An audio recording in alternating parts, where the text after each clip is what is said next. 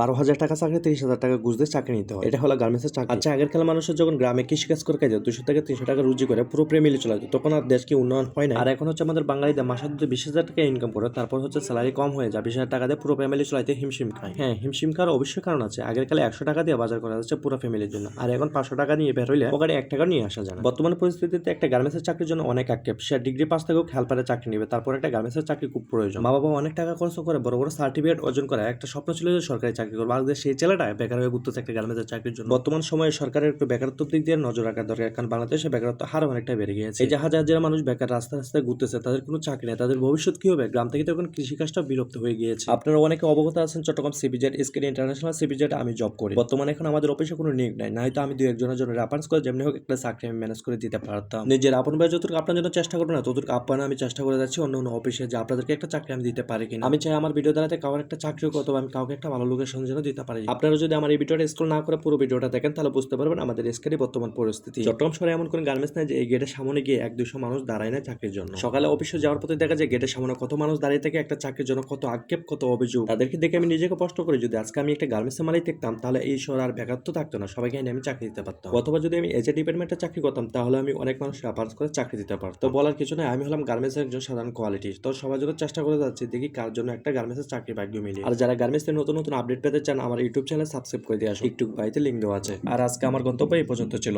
ওকে, bye bye, good bye, আল্লাহ হাফেজ।